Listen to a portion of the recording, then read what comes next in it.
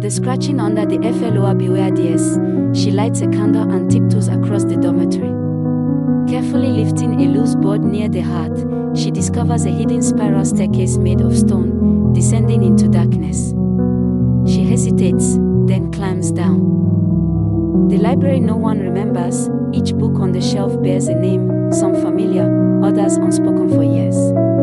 Elara gasps when she finds her own name on a blank, leather-bound volume. The pages begin filling themselves in with eerie accuracy, today's events, and tomorrow's. Suddenly, she hears a voice behind her. They write themselves, until they stop. It's Finn, a strange boy with pale eyes, another orphan who claims he doesn't remember his mother. Only the library.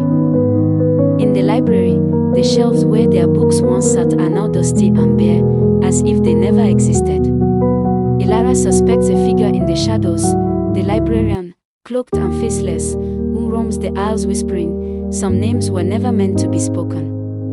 She discovers that reading a book too far forward causes the person to vanish, erased from life, history, and memory. The librarian appears, revealing that Elara's very existence broke the balance.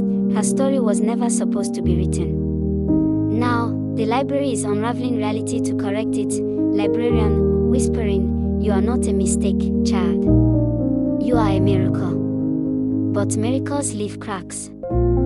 She looks at Finn, then at her own book, now almost full. She chooses neither. Instead, she writes, "Let no name be forgotten again." With that, the library shudders and begins to seal itself. Books fly back to shelves. Lost names are restored. Children reappear in the orphanage, sleeping peacefully. Finn warns her, "Finn, these are books that were written without permission. People created from pain, from revenge." The library punishes their stories. One book trembles violently as she passes. It bears a claw mark on its spine. Elara hesitates but does not open it. Her own book glows faintly, warning her not to stray too far from her truth. Suddenly, Elara flashes back to a life she's never lived, a seaside cottage, a woman humming, and a burning fire. These are not her memories.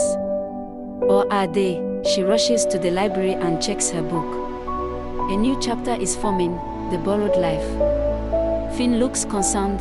"Finn, your book is changing. Are you sure you were written only once?" It devours the names of the spans of books, causing memories to vanish in real time. Finn clutches his head in agony as parts of his past are stolen. Librarian, appearing in shadows, the innkeeper has awakened because the balance is broken. One child's story is writing over others. And now the unwritten fight to survive. Mother's voice, "You were never meant to live. But I loved you too much to let the world forget."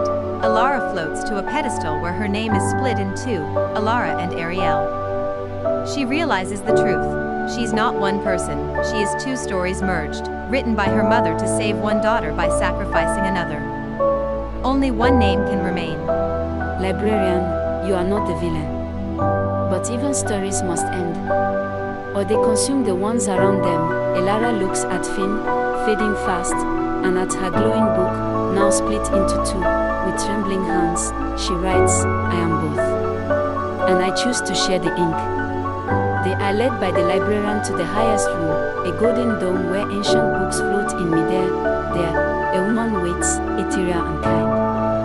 Her face is familiar from both girls' memories. "Woman, I am Lyra. Your mother. I broke the law of the library to bring one of you into the world. But in love, both of you were born." Ariel, softly, "Then why were we lost?" Fully, because stories written in pain are fragile. I was punished. Forgotten. But your bond made the library remember me. The girls embrace her. Pages flutter like butterflies. Librarian, the balance has shifted. The innkeeper is gone, but one truth remains: the library needs a voice. One who can write without erasing, speak without destroying. Lyra, looking at her daughters, "One of you must stay behind and become the next keeper, Ariel turns to Elara. Ariel, I want to live. I want to know the world you knew. Elara nods. Come, then I'll stay.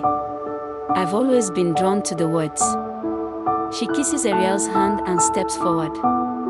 The floating books whirl around her, forming a cloak of light and paper. She pauses by a tree stump where a single glowing doorframe stands, a portal to the Library of Lost Names. It only opens for the right reasons. Ariel, narrating, some say memory is fragile. But I know now, memory lives in stories. And my sister guards them all. Back in the library, Elara writes gently into a glowing book. She smiles, Elara, to herself, let no name ever be forgotten again. The screen fades as her candle flickers, and the ink flows on. Ultimate lesson of the Library of Lost Names: who we are is not written for us, it is written by us, even if we come from broken stories, forgotten places, or painful beginnings. We carry the power to rewrite our fate. Love remembers, sacrifice redeems, and stories, our stories, keep us alive in the hearts of others. No name is too small. No life is too lost. Every soul deserves to be remembered.